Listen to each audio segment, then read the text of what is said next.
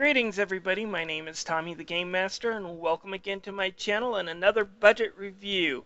In case you don't know what that means, the game I'm playing I spent under $20 to obtain, either because I got it on sale or it's now regularly priced at that amount. In this case I'm reviewing Pac Man Champion Edition 2 that recently came out on Steam last week. Now, if you're not familiar with these Pac Man Championship editions, they stick to their 80s roots of running around mazes and eating dots. But they do new upgrades to the system that make the game feel fresh and new. So let's take a look at this game and see if it's worth picking up. Since this is Pac-Man, there is no story for me to really nitpick here. So we'll just get right into the gameplay. Pac-Man Championship Edition 2 is split into two game types, a score attack mode and an adventure mode. In score attack, you're given about 5 minutes to get the highest score possible, and it's my favorite mode of the game by far, and adventure mode, which has you trying to earn stars to open up new courses. The trick here is that each course has several mazes, and you're given only a very brief time to complete each maze or else you'll fail. There's also a boss course at the end of each level.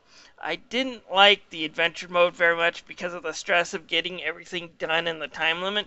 If you run out of time, you fail the whole thing, which can be very frustrating.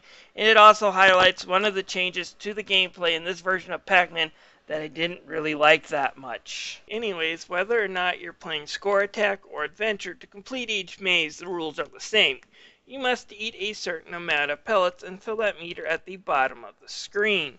When that happens, a fruit will appear, and if you eat the fruit, you will get whisked to another stage with more pellets to eat and a higher ranking fruit at the bottom to win. It starts off slow and easy, but it gets going really fast and really tricky after about a minute or so. So you're really going to have to hold on to your seat through these mazes. The game is very fast-paced, and just the changing mazes and the way the courses are laid out make it extremely fun. But that is true of all the championship editions, so what's the one change that I didn't like?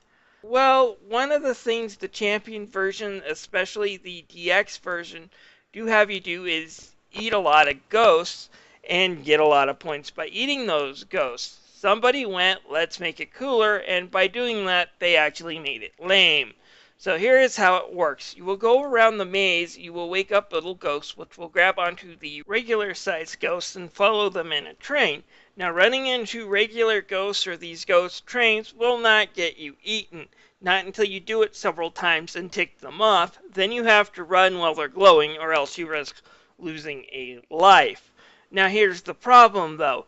Power pills no longer just randomly appear in the maze. Oh no. You have to eat little pellets and have them appear at the bottom of the screen just like fruit in order to collect. Then you have to dodge these trains and find a way to intercept the regular ghosts to eat them in the ghost train for the bonus points. Now the problem here is that in order to get the fruit to appear to end the stage, you have to grab these power pellets and eat these ghosts. Otherwise, you're going to be stuck there for a while, and in adventure mode, eating all 4 ghosts and the trains that are following them is now mandatory, making it rather than a power-up that gets you lots of points and gives you a lot of fun eating these ghosts, it's now just a pain in the ass. While I do majorly hate this change, it's still a fun game and I still found myself enjoying it for the most part. I put it on my Steam's library favorites and plan on replaying this whenever I need to kill a few minutes. But that said, it's nowhere near as good as Champion Edition DX, and before I finish this gameplay segment for this review, I do want to say that the Steam version does allow you to use a wireless controller like an Xbox 360 controller if you have one plugged into your computer. That said, I believe a computer keyboard with directional arrows is the best way to play a Pac-Man game. It gives you the most control of the character, and you're going to need it considering just how crazy fast this game can get. On the graphics side, I just love how these championship versions of Pac-Man look, and this one's no different. Not only are there a lot of bright colors and flash to the graphics, but the fact that the character designs change with the stages means that no two games play exactly alike. From a retro look to high definition to a more 3D character design, there's a lot to choose from, and I just love it. It's retro, it's new, and it just fits the tone of these new Pac-Man games to a T. For the sound, we have some decent background music that fits the game while you're playing it. While I wouldn't want to buy a soundtrack or anything of this, it does sound really nice.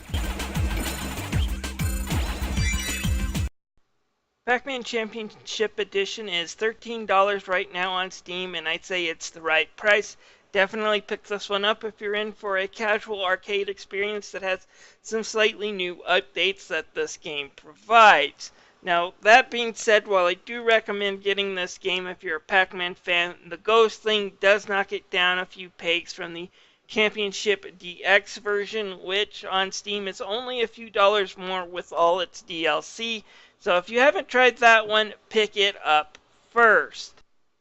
Anyways, this is Tommy the Game Master signing out, but before I do, I would like you to click on that subscribe button and join my community. I do budget game reviews here. I also talk about gaming news and other things on this channel, and I would love to have you as a member of my community. I'll see you guys later.